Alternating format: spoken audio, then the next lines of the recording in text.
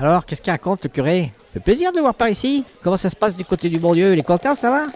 Oui, il serait encore plus content si certaines des têtes qui sont tellement souvent ici qu'on a l'impression qu'elles ont pris la couleur des murs se pointaient au moins de temps en temps au confessionnal. Oh, mais ça, c'est pas faute de leur dire, hein. Mais bon, faut les comprendre aussi, hein. Entre le turbin et les obligations, ça leur reste pas tellement le temps non plus, hein. Oui, je ne leur demande pas de venir y passer leur vie non plus, mais quand même, sur les 60 heures qu'ils doivent passer ici par semaine, de temps en temps, prendre un quart d'heure, ça leur changerait pas non plus la vie. C'est important, la confession. Ah, mais ça, c'est sûr, hein. Je veux bien vous croire sur parole. Oui, bon, toi, de toute façon, il n'y a guère que sur parole que tu peux me croire, hein, parce que pareil, je t'ai pas bien vu souvent venir expier tes fautes, hein. Soyez pas trop dur quand même, j'ai quand même jamais fait sauter la messe du dimanche, hein. Pourtant, vous voyez, c'est des heures où si j'ouvrais, ça voudrait rentrer du chiffre. Parce qu'avec tout ce que tu entraînes avec toi quand tu sors de l'église et que tu ouvres ta taverne, il t'en rentre peut-être pas du chiffre. J'ai à peine fini de prononcer la fin de la messe que tu as déjà pris les commandes et qui sont déjà tous collés à ton comptoir, alors exagère pas non plus. Des fois j'ai l'impression que je suis en train d'officier pour te faire de la prévente et que le vin de la messe c'est juste l'apéro avant les hostilités. Non, mais ça, c'est pas pareil, c'est tradition. Après la messe, on vient continuer un peu de parler et de méditer sur ce que vous avez dit, je vois pas où est le mal, hein. Méditer? C'est comme ça que tu appelles ça, toi? T'as pas dû souvent venir à l'école paroissiale quand tu étais petit pour oser dire des trucs pareils. Non, mais déjà à l'époque, hein, j'avais déjà du boulot par-dessus la tête avec la taverne, hein. Et puis comme le père était un peu alcoolique, il fallait bien que je donne la main, hein. Attention, messieurs le curé, si vous le laissez partir comme ça, il va vous sortir la vielle et vous refaire le couplet de l'enfant martyr. Mais de quoi tu te mêles, toi, encore, hein? On a grandi ensemble, hein, je te rappelle, hein. Et l'école paroissiale, toi comme moi, on pouvait pas y supporter, faut être honnête, hein. Mais qu'est-ce que tu racontes, toi donc? Tu vois bien qu'on parle sérieusement, là. Effectivement, j'ai remarqué que le curé était sérieux, mais bon, je dis plus rien, c'est vos affaires, hein. Je suis heureux de voir que pour une fois, tu as l'air de comprendre qu'il vaut mieux te tenir en retrait quand les gens parlent et que c'est pas tes oignons. Je trouverais presque cet élan de lucidité touchant si j'arrivais à me convaincre que tu vas parvenir à la fermer plus de 5 minutes d'affilée, mais j'y crois pas tellement. Non, mais je veux dire quand même, sans vouloir me mêler, monsieur le curé, faut aussi nous comprendre, hein. Bon d'accord, la bière c'est pas le vin, mais le bon Dieu il l'a pas condamné, hein, ça que je sache, hein. D'une certaine manière, ça pourrait vouloir dire qu'il l'approuve, non? Eh bien, ton interprétation de la Bible est intéressante, hein. Note bien que ne pas l'avoir interdit ne signifie pas non plus en écluser du matin au soir. De toute façon, tu fais bien de la ramener toi aussi, parce que tu veux pas bien mieux que lui.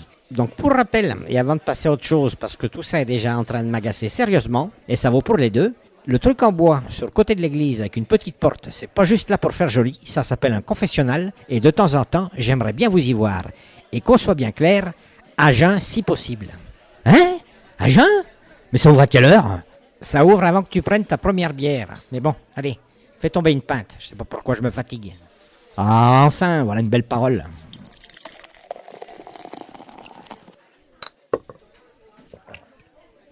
C'est curieux, ça. De quoi donc est curieux? Non, la bière, là. Quoi, la bière? Je crois qu'elle était meilleure que celle de l'abbaye. Il a changé d'avis? Oh, on dirait plutôt que c'est ta bière qui a changé. Et comment c'est possible, ça? La recette, je la tiens de mon père, qui lui-même la tenait de son père, et ainsi de suite. Mon cher curé, je crois lui avoir déjà dit, mais je lui répète, la tradition de brasseur de notre famille se perd dans la nuit des temps. Hey, dans un petit moment, vous allez voir qu'il va vous dire qu'on doit à sa grande lignée d'alcooliques l'invention même de la bière.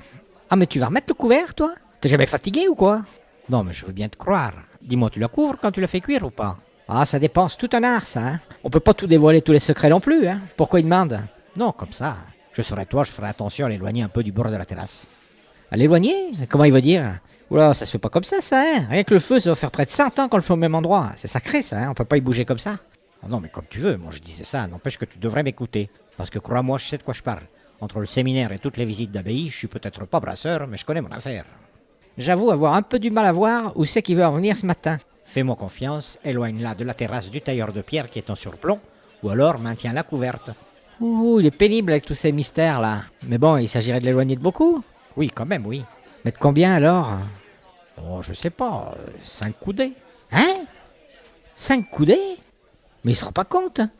Ça va me la mettre à l'autre bout de la terrasse, hein. En plus, faire ça comme ça sans raison, juste parce qu'il est mal tourné ce matin, non, vraiment. Sans vouloir l'offenser, hein. Je crois que je vais me passer de ses conseils, hein. 5 coudées, pourquoi pas 6 ou 7 tant qu'on y est, hein. Non, mais 6 ou 7, ce serait trop, là, par contre.